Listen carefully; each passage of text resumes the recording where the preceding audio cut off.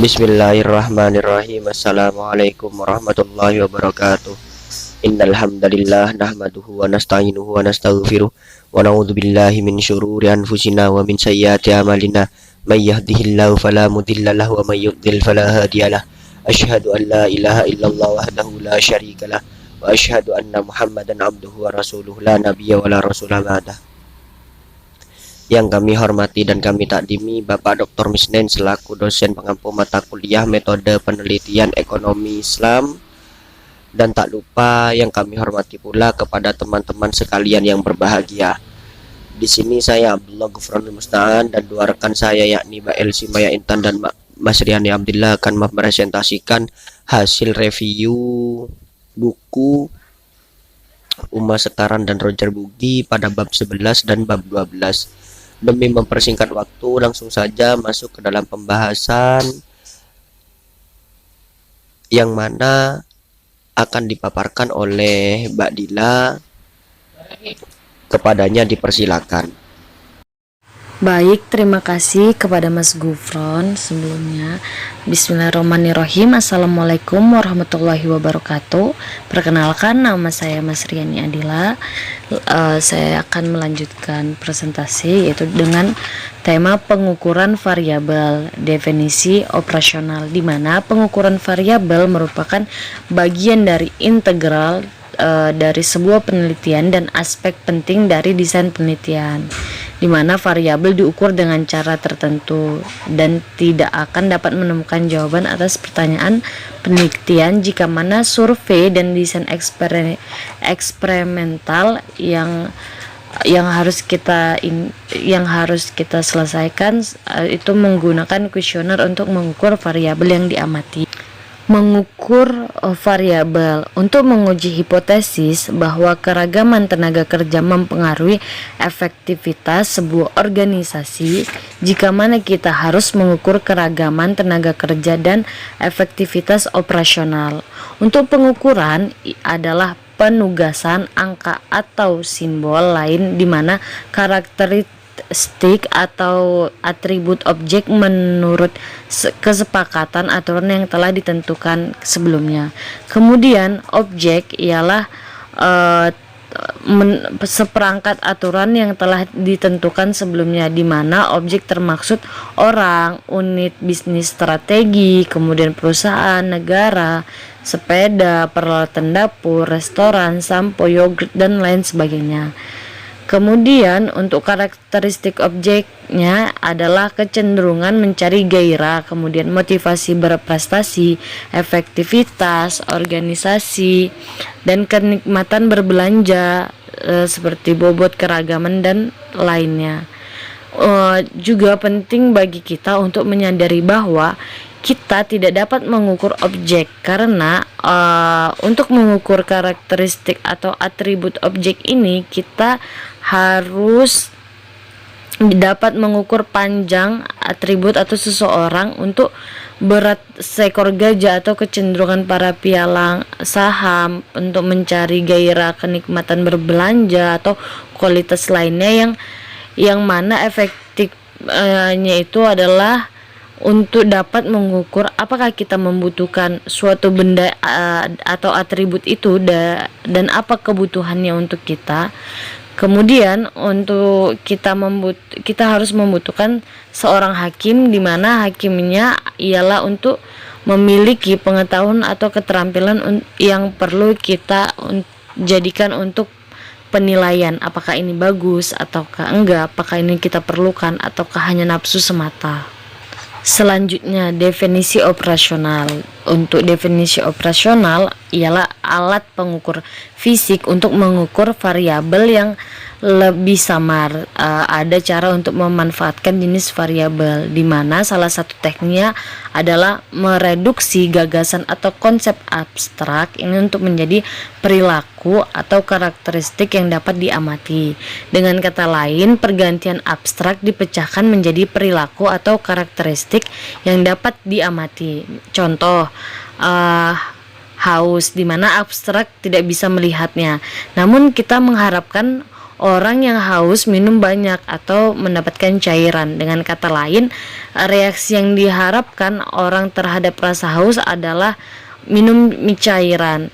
Jika beberapa orang mengatakan bahwa mereka haus, maka kita dapat menentukan tingkat haus masing-masing individu ini dengan mengukur jumlah cairan yang mereka minum untuk memuaskan dahaga mereka. Dengan demikian kita dapat mengukur tingkat kehausan mereka, meskipun konsep haus itu sedikit abstrak dan samar-samar. Kita bisa sebut juga reduksi konsep abstrak untuk membuatnya dapat diukur dengan cara nyata, yaitu dengan mengoperasionalkan konsep, di mana operasionalisasi ini dilakukan dengan melihat dimensi perilaku dari segi atau properti yang dilambangkan dengan konsep. Kemudian diterjemahkan ke dalam elemen yang dapat diamati dan diukur untuk mengembangkan indeks pengukuran konsep, yaitu dengan mengoperasikan konsep melibatkan serangkaian langkah, di mana langkah pertama adalah memberikan definisi konstruksi yang ingin kita ukur dengan pemikiran tentang ukuran, artinya di mana instrumen atau lebih itu adalah pertanyaan yang benar-benar mengukur konsep yang ingin diukur harus dikembalikan serta dikembangkan. Kemudian ada 5 karakteristik umum yang kita sebut sebagai dimensi. 1, di mana dimensi dan elemen menjadi motivasi pencapaian, karena mengoperasionalkan atau memotivasi berprestasi sebuah konsep yang menarik bagi pendidik, manajer, dan siswa. Dimensi perilaku aspek atau karakteristik apa yang kita harapkan untuk ditemukan pada orang dengan memotivasi prestasi yang mereka dapatkan. Terus mereka mungkin memiliki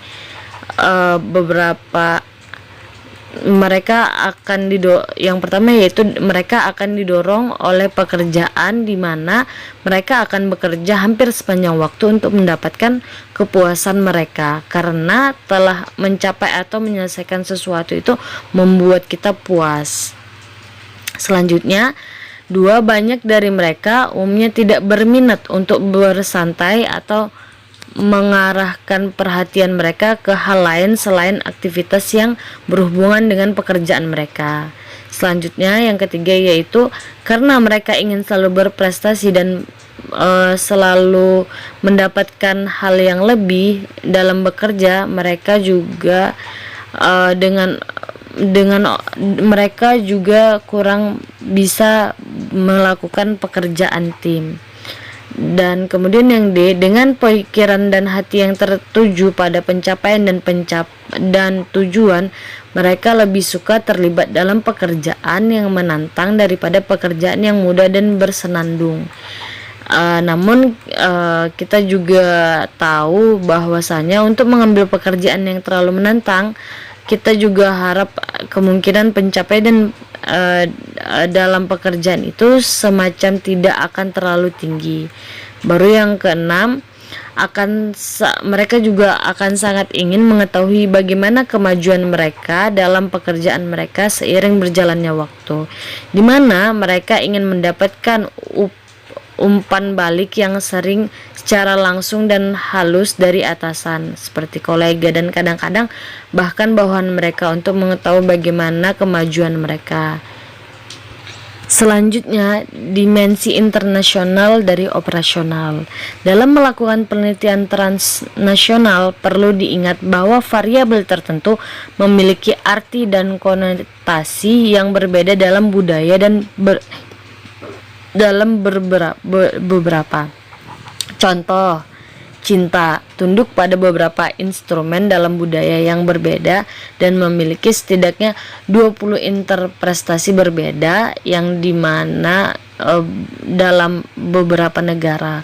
Kemudian konsep pengetahuan disamakan dengan beberapa budaya timur dan diartikan sebagai realisasi yang maha kuasa. Oleh karena itu, kebijaksanaan bagi peneliti yang berasal dari negara tersebut berbicara bahasa berbeda untuk merekrut bantuan serta lokasi untuk mempersoalkan konsep tertentu sambil melakukan penelitian atau lintas budaya sendiri. Baik, terima kasih. Selanjutnya saya berikan kepada moderator. Terima kasih atas materi yang telah dipaparkan oleh Mbak Dila. Selanjutnya akan dipaparkan oleh saya sendiri mengenai pengukuran, penskalaan, reliabilitas, dan validitas. Dalam buku Mas Sekaran dan Roger Bugi dijelaskan bahwa pengukuran adalah penugasan angka atau simbol lain untuk karakteristik atau atribut dari objek sesuai dengan seperangkat aturan yang telah ditentukan sebelumnya. Setelah belajar bagaimana mendefinisikan atau mengoperasionalkan konsep atau variabel secara operasional, kita perlu menetapkan angka atau simbol lain ke dalamnya dengan beberapa cara. Perhatikan aturan untuk menetapkan angka ke karakteristik objek harus distandarisasi dan diterapkan secara konsisten. Misalkan kita ingin mengukur sikap konsumen terhadap konsumsi minuman ringan. Setelah kita mengembangkan satu atau lebih item skala atau pertanyaan, langkah selanjutnya dalam pengukuran adalah memutuskan skala yang memungkinkan kita untuk menetapkan angka ke atribut sikap terhadap konsumsi minuman ringan tadi dari objek kita atau konsumen kita. Dalam buku ini juga dijelaskan bahwa skala adalah alat atau mekanisme di mana individu dibedakan tentang bagaimana mereka berbeda satu sama lain pada variabel yang menarik untuk suatu penelitian. Nah, di sini jenis skala ada 4. Yang pertama adalah skala nominal. Skala nominal adalah salah satu yang memungkinkan peneliti untuk menetapkan subjek ke kategori atau kelompok tertentu. Misalnya dalam hal variabel jenis kelamin, responden dapat dikelompokkan menjadi kedua kategori, laki-laki dan perempuan. Kedua kelompok ini dapat diberi nomor kode atau lain sebagainya. Kemudian yang kedua adalah skala ordinal. Skala ordinal tidak hanya mengkategorikan variabel sedemikian rupa untuk menunjukkan perbedaan di antara berbagai kategori. Skala ordinal juga mengurutkan kategori dalam beberapa cara yang bermakna. Kemudian selanjutnya adalah skala interval. Skala interval jarak yang sama secara numerik pada skala mewakili nilai yang sama dalam karakteristik yang diukur. Sedangkan skala nominal yang dijelaskan tadi memungkinkan kita hanya untuk secara kualitatif membedakan kelompok dengan mengkategorikan mereka secara eksekutif dan kolektif himpunan lengkap. Dan skala ordinal untuk urutan peningkat preferensi. Skala interval memungkinkan kita untuk membandingkan perbedaan antara objek. Perbedaan antara dua nilai pada skala identik dengan perbedaan antara dua nilai tetangga skala lainnya. Termometer klinis adalah contoh yang baik dari instrumen skala interval. Itu memiliki asal yang sewenang-wenang dan besarnya perbedaan antara 98,6 derajat dan 9,96 derajat adalah sama dengan besarnya perbedaan antara 104 dan 105 derajat. Kemudian skala rasio. Skala rasio mengatasi kerugian dari titik asal sewenang-wenang dari skala interval karena memiliki titik nol absolut berbeda dengan sembarang yang merupakan titik pengukuran yang berarti. Jadi skala rasio tidak hanya mengukur besarnya perbedaan antara titik-titik pada skala tetapi juga memanfaatkan proporsi perbedaan tersebut. Kemudian dalam buku ini dijelaskan mengenai skala peringkat. Skala peringkat di sini ada skala dikotomi, skala kategori, skala diferensial semantik, skala numerik, skala peringkat yang diperinci, skala Likert, skala peringkat jumlah tetap atau konstan, skala Staple, skala peringkat grafis, dan skala konsensus. Skala dikotomi digunakan untuk mendapatkan jawaban ya atau tidak, seperti halnya apa kamu memiliki hobi dan lain sebagainya. Kemudian skala kategori ini menggunakan beberapa item mendapatkan satu respon. Kemudian skala diferensial semantik digunakan untuk menilai sikap responden terhadap merek, iklan, objek, atau individu tertentu. Skala numerik mirip dengan skala diferensial semantik, dengan perbedaan yang diberikan angka pada skala 5 poin atau 7 poin dengan kata sifat bipolar di kedua ujungnya seperti yang diilustrasikan dalam buku ini. Kemudian skala peringkat yang diperinci. Skala 5 poin atau 7 poin dengan jangkar sesuai kebutuhan disediakan untuk setiap item dan responden menyatakan nomor yang sesuai di sisi setiap item atau lingkari nomor yang relevan terhadap setiap item. Kemudian skala Likert dirancang untuk menguji beberapa kuat subjek setuju atau tidak setuju dengan pertanyaan pada skala 5 poin. Kemudian skala jumlah tetap atau konstan. Responden di sini diminta untuk mendistribusikan sejumlah poin ke berbagai item sesuai dengan yang dijelaskan dalam buku Masekaran ini. Kemudian skala Staple. Skala ini secara simultan mengukur arah dan intensitas sikap terhadap item yang diteliti. Karakteristik yang menarik untuk penelitian ini ditempatkan di tengah dengan skala numerik yang berkisar katakanlah lebih dari 3 hingga kurang dari 3 di kedua sisi item. Kemudian skala peringkat grafis. Representasi grafis membantu responden untuk menunjukkan pada skala ini jawaban mereka atas pertanyaan tertentu dengan memberi tanda pada titik yang sesuai pada grafis.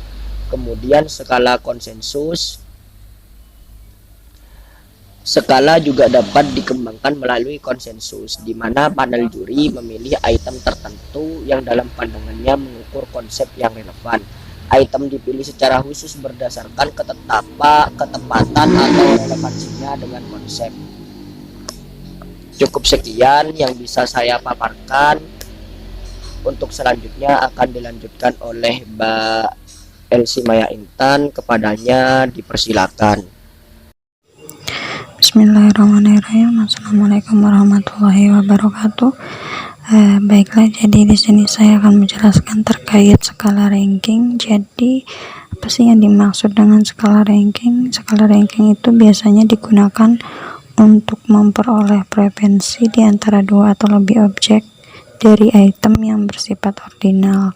Nah, jadi di sini biasanya skala ranking itu tuh dibagi jadi 3, itu ada perbandingan berpasangan yang dimana ini biasa digunakan ketika di antara sebagian kecil objek.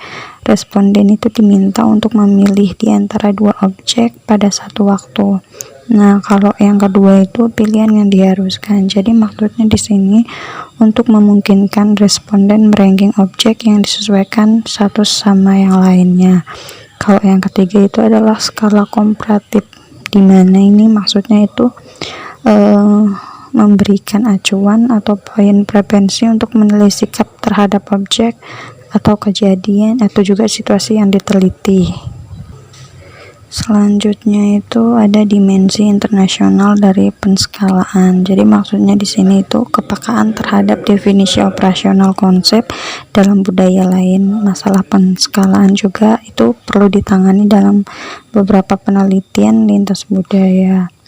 Budaya yang berbeda bereaksi terhadap masalah penskalaan, misalnya seperti skala 5 poin atau 7 poin mungkin itu tidak membuat perbedaan di Amerika Serikat, akan tetapi itu bisa dalam tanggapan subjek tuh di negara lain itu biasanya dilihat dari bukunya Masekaran, kalau nggak salah tuh tahun 1982. Selanjutnya itu ketetapan pengukuran. Maksudnya di sini variabel secara operasional yang menerapkan teknik penskalaan itu berbeda. Yang penting untuk kita bisa memastikan bahwa instrumen yang kita kembangkan untuk mengukur konsep tertentu itu benar-benar akurat. Dan sebenarnya kita juga mengukur konsep yang akan kami ukur ini, memastikan bahwa dalam mendefinisikan variabel persepsi dan sikap secara operasional, kami tidak mengabaikan beberapa dimensi dan elemen penting untuk memasukkan beberapa yang tidak relevan. Skala yang dikembangkan itu seringkali tidak sempurna dan kesalahan cenderung terjadi dalam pengukuran variabel sikap. Nah, pengguna instrumen yang lebih baik akan memastikan hasil yang lebih akurat, yang pada gilirannya akan meningkatkan kualitas ilmiah penelitian. Karenanya, dalam beberapa hal kita perlu menilai kebaikan dari ukuran yang dikembangkan. Yang terakhir itu ada skala pengukuran reflektif versus formatif. Jadi maksudnya itu skala reflektif itu adalah diharapkan bisa berkolerasi, berbeda dengan item yang digunakan dalam skala formatif yang akan dibahas selanjutnya. Setiap item dalam skala reflektif diasumsikan memiliki dasar yang sama. Sedangkan kalau skala formatif itu digunakan ketika konstruktor dipandang sebagai kombinasi yang menjelaskan indikator-indikatornya. Itu udah tertera di Fornell 1987, diambil dari Job Description Index Submit, Kendall dan Hulvin 1969. Jadi ukuran komposit yang dimaksud untuk mengevaluasi kepuasan kerja. Ukuran ini mencakup 5 dimensi. Yang pertama itu jenis pekerjaannya, terus ada juga peluang untuk promosi, ada juga kepuasan dan pengawasan, serta rekan kerja dan gaji. Kelima dimensi itu bisa dilihat dari 5 karakteristik yang menentukan kepuasan dalam bekerja. Mungkin hanya itu yang bisa saya sampaikan. Kurang lebihnya saya mohon maaf, saya serahkan kepada moderator. Terima kasih atas materi yang telah dipaparkan oleh Mbak Elsie Maya Intan, sekaligus menutup presentasi dari kelompok kami. Saya mewakili rekan saya yang lain memohon maaf dan mengucapkan terima kasih. Wallahul muwaffiq ila aqwamit thoriq. Assalamualaikum warahmatullahi wabarakatuh.